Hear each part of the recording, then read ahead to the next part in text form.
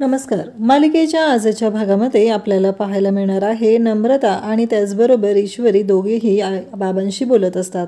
परंतु नम्रता सुरुवातीला बोलत असते, ईश्वरी म्हणत असते माझ्याकडे दे, मला बाबांशी बोलायचं आहे.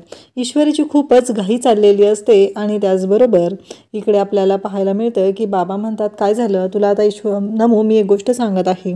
ईश्वरी अजून आपली बालिश आहे, तिला काही गोष्टी कळत नाहीत. आता तिथे तिला सांभाळून घ्यावं लागणार आहे, कारण तू मोठी आहे, हे सगळं तुला करावंच लागणार आहे. आणि त्यावेळेसच आत्या तिथं असते आणि जयत्या म्हणते की तू परकी आहेस, उपरी आहेस एवढं लक्षात ठेव. ती तिच्या सख्ख्या बाबांशी बोलते एवढं लक्षात ठेव. तसं म्हणता क्षणी ईश्वरीला खूप वाईट वाटतं आणि ईश्वरी भावूक होते. त्यावेळेस बाबा तिथं असतात.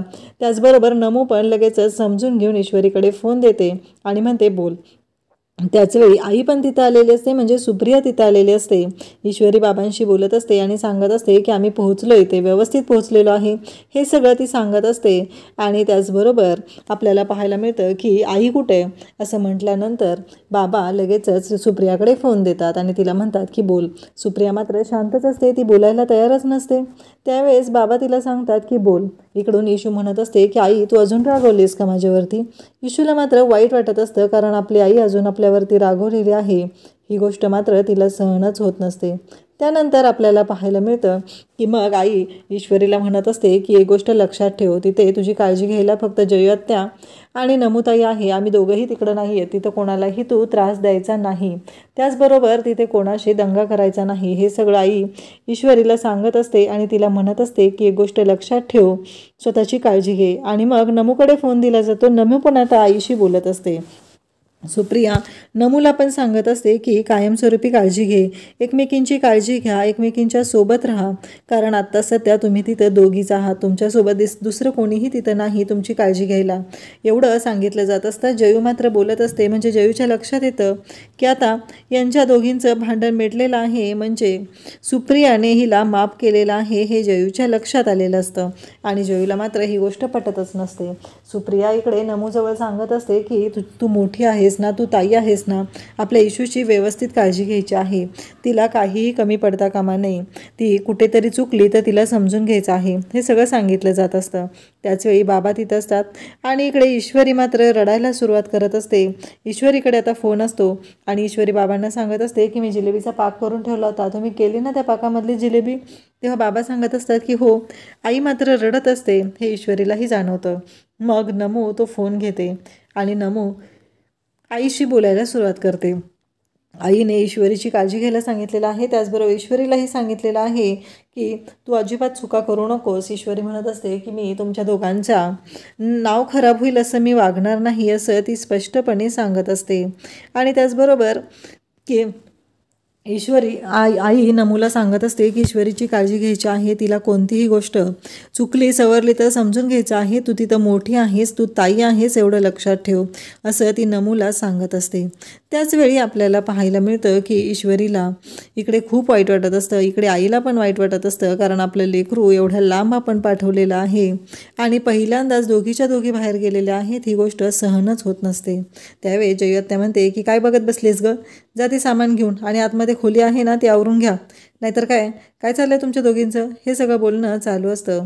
आणि जयत्या मात्र ईश्वरीला अजिबात व्यवस्थित बोलत नसते, ती फक्त नमूशीच व्यवस्थित बोलत असते आणि नमूला सगळ्या गोष्टी समजून सांगत असते, समजून घेत असते. त्याचबरोबर आपल्याला पाहायला मिळतं की हे सगळं चालू असतं आणि जयत्या त्या दोघींना सांगते की जा आतमध्ये आता रूम आवरायला घ्या. पण एक बोलण्याची पद्धत असते, आपल्यासमोरच एकाशी व्यवस्थित बोललं जातं आणि दुसऱ्या लेकराला नावं ठेवली जातात, ह्या गोष्टीचा मात्र खूपच त्रास होत असतो. त्याचबरोबर आपल्याला पाहायला मिळतं की इकडे नमू आणि ईश्वरी ज्या रूममध्ये येतात तेव्हा त्यांना धक्का बसतो. ईश्वरी म्हणते मला एक कळत नाही आहे, मला एक सांग की एक गोष्ट लक्षात येते का की ही आत्यानं 1च महिना आपल्याकडे आली होती ना गं, मग हे सगळं काय आहे, इतकं का खराब झालं आहे हे सगळं, हे बोललं जात असतं. आणि त्याचवेळी इकडे नमू त्याचबरोबर ईश्वरी म्हणते की चला आता काही पर्याय नाही आहे, आवरायला तर घेतलंच पाहिजे असं म्हणत दोघीजणी आवरायला सुरुवात करू लागतात आणि दोघीजणी ते सगळं आवरायला घेत असतात.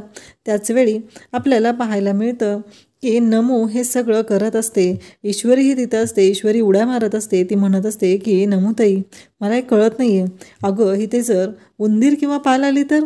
आणि मग दोघीजणी हसत असतात. ती म्हणत असते की मी उड्या मारूनच इकडे येईल.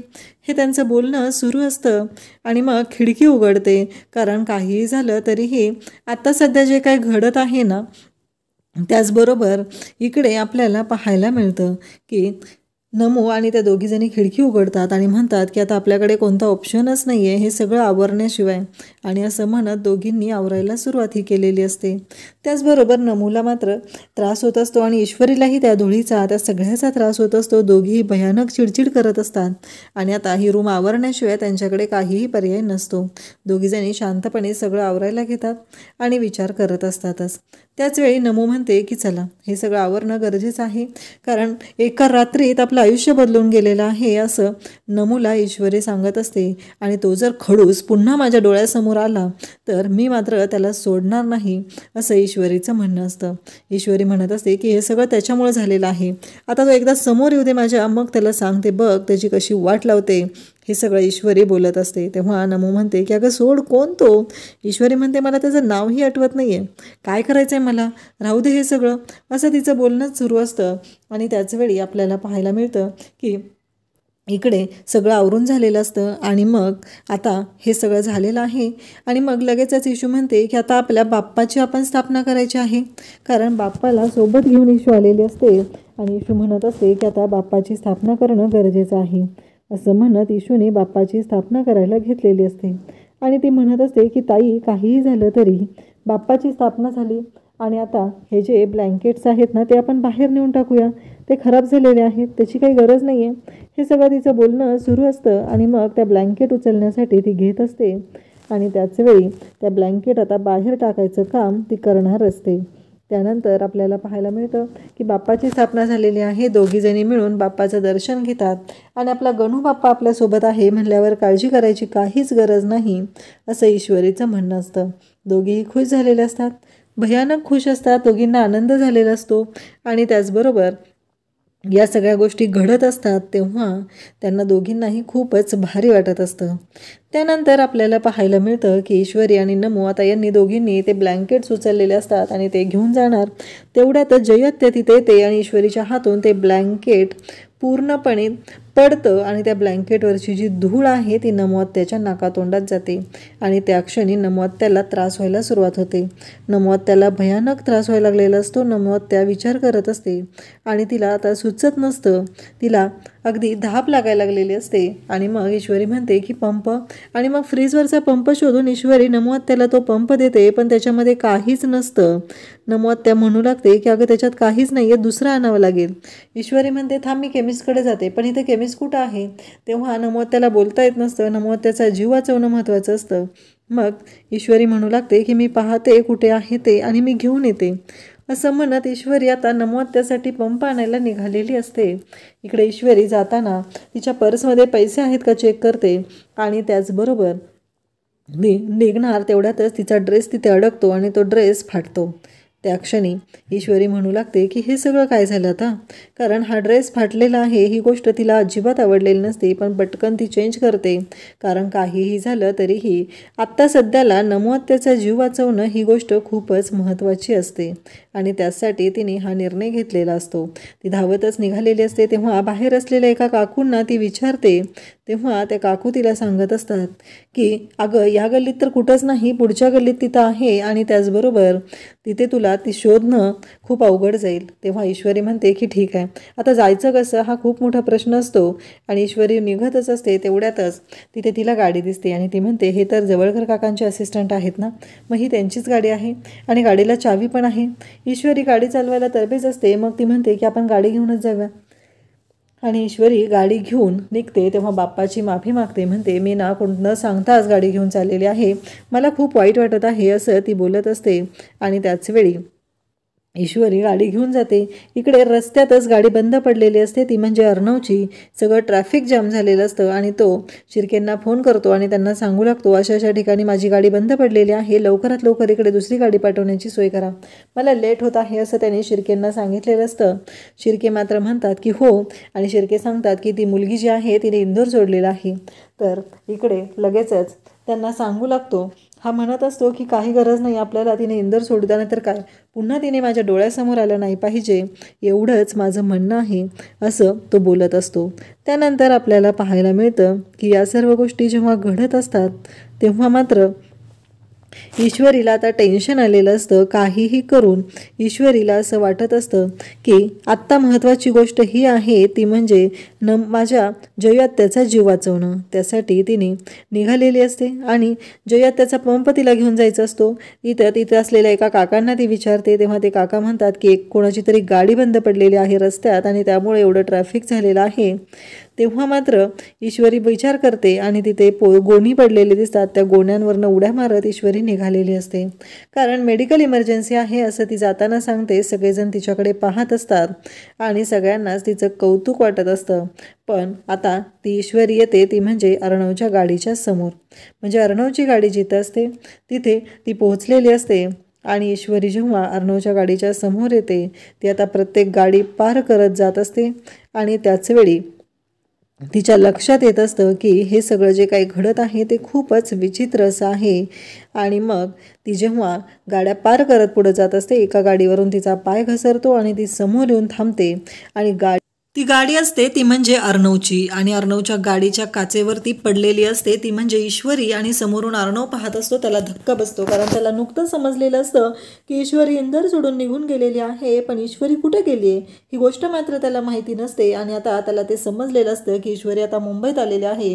त्याची एकच इच्छा होती की तिने कुठे पण जाऊ दे, तिने फक्त माझ्यासमोर येऊ नये, एवढी इच्छा होती. पण शेवटी बाप्पाच्या कृपेने ती आता समोर आलेली असते, ती म्हणजे अर्णवच्या. आणि त्याचबरोबर आपल्याला इकडे पाहायला मिळतं की इकडे आत्याची अवस्था बिकट झालेली असते आणि नमू मात्र आत्याला शांत करण्याचा प्रयत्न करत असते, पण आत्याला श्वास घेणं अवघड होत असतं. आणि त्याचवेळी तिथे मदतीला येतो तो म्हणजे जवळकर. आणि मग नमू सांगत असते की आत्याला बरं वाटत नाही आहे, आत्याची अवस्था वाईट होत चाललेली आहे. तेव्हा जवळकर म्हणतो की हे घे, इनहेलर त्यांना हवा होता ना, तो आहे माझ्याकडे. तेव्हा ती इनहेलर देते आणि नमूला इकडे जयूला बरं वाटू लागतं. जयू मात्र बरी होत असते, परंतु इकडे त्याच वेळेस नमू पाहत असते आणि मग ती जवळकरला विचारू लागते, हे तुमच्याकडे कसं आलं? तेव्हा जवळकर तिला सांगू लागतात की मला माहिती आहे यांना अस्थमाचा त्रास आहे, म्हणून ते मी माझ्याकडे एक ठेवत असतो. हे जवळकरचं उत्तर ऐकून जयू त्याला तर कळतच नाही आहे की काय करायचं आहे. आणि त्याचबरोबर तो म्हणतो की यांचा दम घुटायला लागला की माझाही दम घुटत राहतो, असं जवळकर सांगत असतो. त्याचवेळी इकडे आपल्याला पाहायला मिळतं अर्णव गाडीतून उतरतो, कारण ईश्वरीच्या हातातलं हेल्मेट पडतं आणि अर्णवच्या गाडीची काच फुटते. अर्णव गाडीतून उतरलेला असतो आणि त्याला खूप राग आलेला असतो, तो भयानक चिडलेला असतो आणि तो ईश्वरीच्या समोर येऊन उभा राहिलेला असतो. ईश्वरीला म्हणत असतो की जे काय तुझं चाललेलं आहे ते आता सहन करणार नाही, माझ्या गाडीची काच फुटलेली आहे, त्याचे 50,000 रुपये तुम्हाला द्यायचे आहेत. ईश्वरी म्हणते जोपर्यंत तुझे मी पैसे देत नाही तोपर्यंत ही मुंबई सोडून मी कुठेही जाणार नाही, हा शब्द आहे, मी बाप्पाची शपथ घेऊन सांगते, कारण आम्ही इंदोरच्या आहोत, असं कुणाचं उसणं राखत पण नसतो आणि कुणाची उपकार ठेवत पण नसतो. हे ती बोलत असते तेव्हा ती म्हणते माझं लॉकेट हवं आहे मला. तेव्हा तो सांगू लागतो की नाही, तुझं लॉकेट तुला मिळणार नाही, कारण काहीही झालं तरी तुझं लॉकेट हे जोपर्यंत तू पैसे देणार नाही तोपर्यंत ते इथेच राहणार आहे. हे सगळं बोलणं चालू असतं आणि त्याचवेळी आपल्याला पाहायला मिळतं की ईश्वरी म्हणत असते की मला माझं लॉकेट हवं आहे, पण तो म्हणतो की नाही. ईश्वरीचं असं म्हणणं असतं की ते माझ्या आईबाबांची शेवटची आठवण आहे, मला ती हवी आहे. तर अर्णव म्हणत असतो की जोपर्यंत तू माझे पैसे देणार नाही तोपर्यंत हे लॉकेट मिळणार नाही. ईश्वरीला खूप वाईट वाटतं, कारण ते लॉकेट म्हणजे तिच्या आईबाबांची आठवण असते.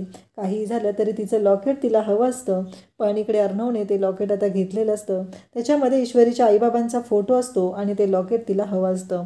आता अर्णव तिला ते लॉकेट देत नसतो. ईश्वरी तिथं ठणकून सांगून जाते, ठणकावून त्याला सांगते की आम्ही कोणाचा हिशोब राखत नसतो, तुझा हिशोब तुला दिला जाईल, तुझे 50,000 रुपये जोपर्यंत मी देत नाही तोपर्यंत मी इथून कुठेही जाणार नाही, हे ईश्वरी बोलत असते. आणि त्याचबरोबर आपल्याला पाहायला मिळतं ईश्वरी जेव्हा हे सगळं बोलत आहे तेव्हा सगळी लोक तिच्याकडे पाहत आहेत आणि अगदी टाळ्या वाजवून तिचं स्वागत करत आहेत, कारण ईश्वरी जे बोललेले असते ते सगळ्यांना खूपच आवडलेलं असतं. आणि ईश्वरीचा मात्र इकडे जय जयकार होत असतो आणि अर्णव पाहतच राहतो, कारण ईश्वरी पुन्हा त्याच्या समोर आलेली आहे. देवाच्या मनात नक्की काय आहे हा प्रश्न अर्णवला पडलेला आहे आणि अर्णव मात्र ईश्वरीकडे पाहत असतो. ईश्वरीचा जय जयकार सुरू झालेला असतो. अशाच अपडेटसाठी चॅनलला सबस्क्राईब करा. थँक्यू.